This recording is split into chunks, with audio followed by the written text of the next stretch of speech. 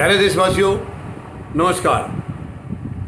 हमारे गृह राज्य मंत्री हैं, हालांकि वो मंत्री कहलाने लायक तो नहीं है, उनका आचरण तो मंत्री कहलाने लायक नहीं है, और प्रधानमंत्री महोदय को ये चीज़ें शोभा नहीं देती हैं, लेकिन शायद ये उनकी समझ से परे है। यानी कोई आदमी, अब इसको मैं दोषी कहूँगा तो वो कल को कहेंगे मैं मंत्री हूँ और मुझे दोषी करें, लेकिन जो आचरण आपका है, गृह राज्य मंत्री महोदय का जो आचरण है, पूरे देश को मालूम है, पूरे देश को मालूम है। जो चीज़ देश को मालूम हो वो पूरी दुनिया को भी मालूम हो जाती है आजकल तो, अखबारों से और चैनलों से। यानी उनका खुद भड़काऊ भाषण थे, लेकिन चलिए, उसके बाद उनके बेटे ने किसानों के ऊपर गाड़ी चढ़ाई थी और माननीय सर्वोच्च न्यायालय की निगरानी में ये जांच शुरू हुई, वरना तो ये जांच शुरू होती नहीं।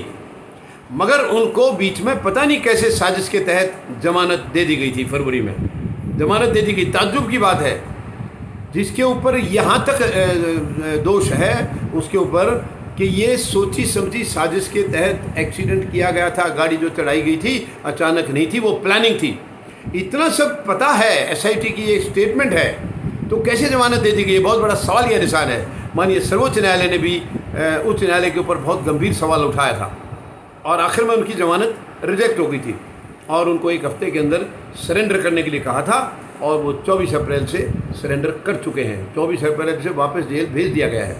अब देखिए, वो अकेले एक ऐसे हैं कैदी जिन्हें गर्मी बहुत ज़्यादा लग रही है, बाकी कैदी नहीं है, वो इंसान नहीं है बाकी के, क्योंकि एक ही है स्पेशल इंसान है, गृह राज्य मंत्री का है। और गृह राज्य मंत्री भी वो जो प्रधानमंत्री महोदय भी पता नहीं उनसे क्यों डरते हैं, मुझे नहीं समझ में आ रही बात, पता नहीं क्यों डरते हैं। प्रधानमंत्री अपने आप को कह रहे हैं कि वो बहुत सुरक्षित इंसान है क्योंकि देश सुरक्षित हाथों में है, और वो एक गृह राज्य मंत्री से इतने डरते हैं कि उनको पद से नहीं हटा सके उनकी गलत भाषा की वजह से, उनकी गंदगी की वजह से। जो गंदगी उन्होंने बकी है वहाँ किसानों के लिए, शर्म की बात है ये, उसके बाद भी हटा नहीं सके ये।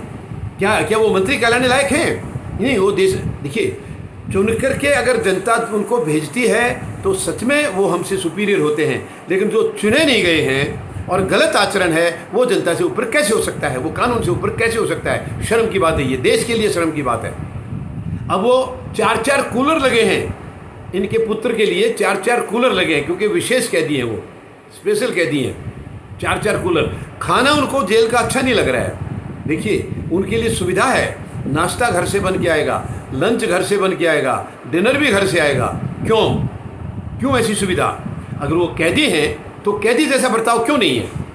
ये बड़ी अफसोस की बात है। क्या यही कानून है? प्रधानमंत्री महोदय, एक नज़र से देखने की बात करते हैं आप, सबका साथ सबका विकास की बात करते हैं आप साथ सबका लेते हैं, विकास अपने चंद मुट्ठी भर लोगों का करते हैं जो आपके अपने हैं। क्या आप जवाब देंगे प्रधानमंत्री महोदय? क्यों गृह राज्य मंत्री को आज तक पद से हटाया नहीं गया?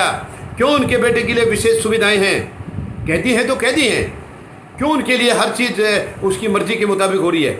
ये बड़े अफसोस की बात है और देश इसका जवाब मांग रहा है, और एक दिन जवाब आपको देना होगा प्रधानमंत्री महोदय, वरना देश जवाब लेना भी जानता है। देश आपसे जवाब लेना भी जानता है और आपसे जवाब देश लेकर रहेगा। आप तो नहीं देंगे, क्योंकि आप जवाब देते तो आप ऐसा करते ही नहीं हैं। ये सच में बड़ी मुझे नहीं समझ में आ रही है, प्रधानमंत्री महोदय आखिर कुर्सी के ऊपर बैठे हुए कैसे हैं, सत्ता में बने हुए कैसे हैं, जब उनके अंदर निष्पक्षता की भावना ही नहीं है, तो कैसे सत्ता के अंदर बैठे हैं? ये अफसोस की बात है। इनके लिए शायद ये चीज़ें मायने नहीं रखती हैं। क्या आचरण होना चाहिए एक प्रधानमंत्री महोदय का, क्या उनका शासन होना चाहिए जनता की नज़र में, ये शायद उनको ज्ञान ही नहीं है इस बात का। बड़ी अफसोस की बात है, बड़े दुख की बात है। ये तानाशाही चला रहे हैं कि जो करेंगे जनता कुछ कह ही नहीं सकती, कहेगी तो उनको इलाज कर दिया जाएगा। ये है इनकी मानसिकता। ये बड़ी शर्म की बात है, बहुत शर्म की बात है ये। तो मैं उम्मीद लगाऊंगा प्रधानमंत्री महोदय, सबके साथ बराबर का सलूक करिए, बराबर करिए, मत किसी को वीआईपी समझिए। जो जेल में है वो कैदी है, उसके साथ कैदी जैसा बर्ताव होना चाहिए, चाहे वो कोई भी है, उसका स्टेटस कितना भी हो। स्टेटस कहाँ रह गया? जब एक आदमी दोषी है, मर्डरर है, हत्यारा है वो, तो कैसे उसका स्टेटस ऊंचा हो गया?